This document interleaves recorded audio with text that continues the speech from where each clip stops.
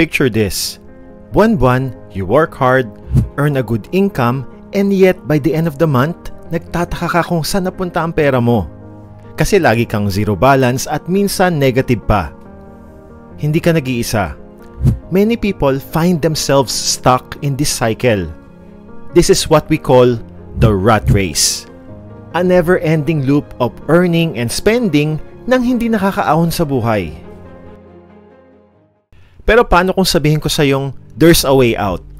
Merong mga simpleng solusyon na makakatulong sa yung kumawala dito sa cycle na to and start making your money work for you. The secret lies in understanding your financial habits at learning practical and effective money management skills. Kaya sa video na to, pag-uusapan natin ang mga common financial mistakes na nagtatrap sa karamihan at bibigyan din kita ng mga practical tips para ma-manage mo na maayos ang pera mo. Kaya kung ready ka nang ikaw ang maging master ng pera mo, umpisahan na natin.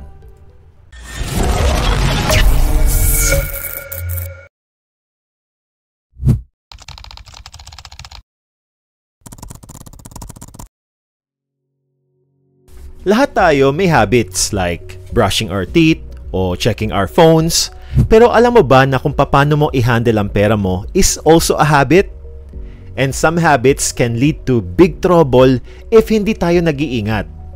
Isipin mo to. Pag nakukuha mo ang sweldo mo, you feel somehow rich, di ba? Pero by the end of the month, feeling broke ka ulit. This is a common problem for many people. Kahit pa yung malalaki yung sweldo. So ano yung ugat ng problema na to?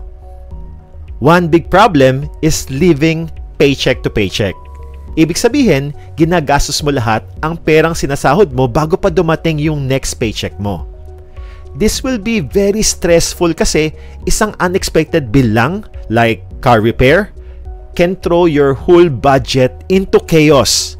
At sobrang delikado nito, lalo na laganap ngayon yung mga money lending apps.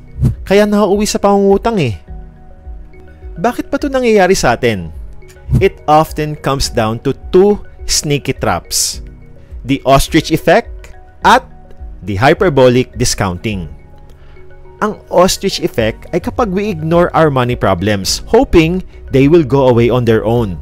Kaya nga tinawag na ostrich effect eh. Parang nilulubog na lang yung ulo natin sa lupa kaysa harapin ang problema.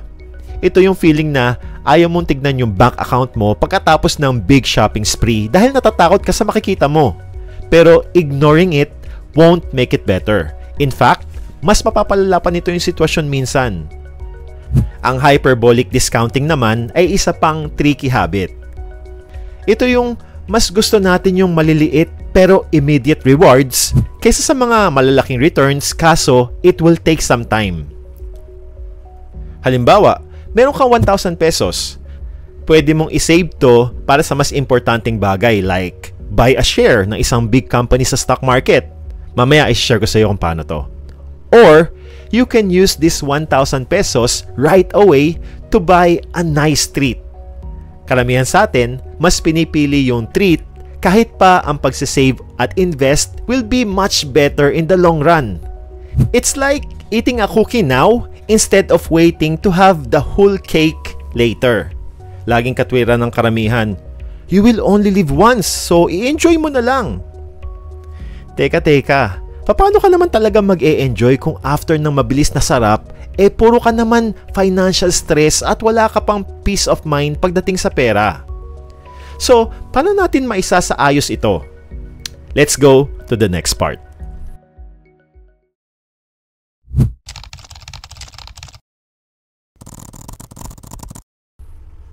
Para maitama ang mga maling financial habits, you need to manage your money wisely. Ang unang step ay awareness. Kailangan mo malaman kung saan napupunta ang mga pera mo. Imagine, yung pera mo ay parang yung tubig sa isang timba. Kapag may butas ang timba mo, yung tubig will keep leaking out kahit gaano pa karaming tubig ang ibuhos mo sa timba. Para matakpan mo yung butas, syempre kailangan mong malaman kung nasa ng mga to. So start by tracking every peso you spend. Isulat mo lahat ng gastos mo sa isang notebook o use an app. This will help you see kung saan napupunta ang mga pera mo. Next step, create a budget. Ang budget ay parang map para sa pera mo. It will help you decide where your money should go. Kesa magtataka ka na lang kung saan na naman nagpunta yung mga pera mo by the end of the month. Di man lang mga nagpaalam, bigla na lang nawala, di ba? To make a budget, just do the very basic.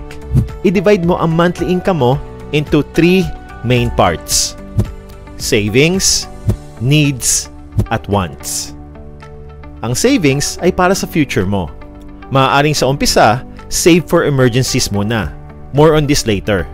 Then, save para sa retirement mo o big goals like your dream house or your car. Try to save 10 to 20% ng sahod mo. Ang needs naman, ito yung mga bagay na hindi ka mabubuhay kung wala, like house rent, foods, groceries, water, electricity, tuition ng mga anak mo. Siyempre, ito yung priorities mo.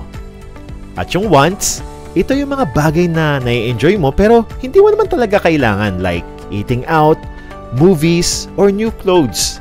Okay lang naman bili ng mga gusto mo pero do it wisely. Let's break it down. Say kumikita ka ng 50,000 pesos every month. Set aside mo agad yung 10,000 para sa savings mo, 30,000 para sa needs mo, and 10,000 para sa wants. Gawin mong flexi si wants. Maybe 5,000 pwede na. By planning your spending, masisigurado mong mako-cover mo ang mga pangangailangan nyo, makakapag-save at invest ka while still having fun. Next, cutting expenses is also important.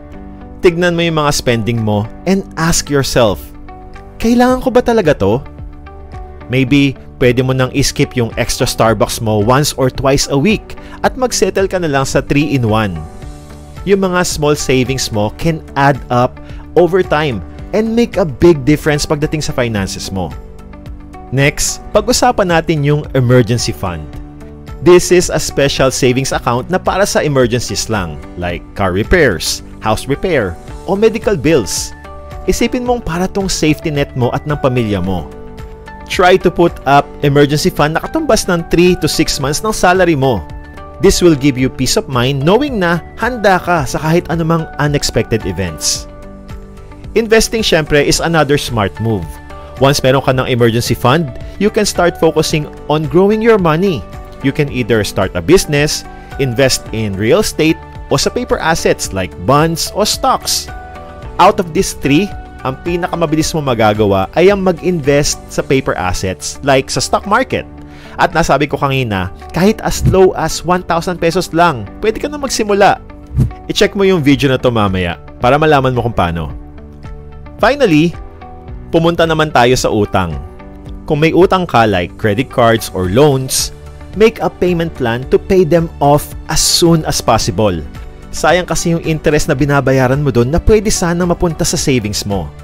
At mag-ingat ka dahil nabanggit ko kanina na nagsulputan yung mga money lending apps ngayon. Nilapitan nga ako nung isang good friend ko nung isang araw kasi namomroblema siya. Nag-loan kasi siya sa isang money lending app called Digido for 25,000 pesos.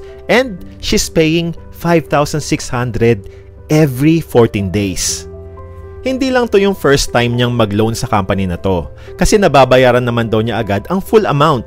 Saka in fairness naman daw, mabilis talagang mag-release ng cash at kapag nabalik mo ang full principal na hiniram mo within 14 days, very little interest lang.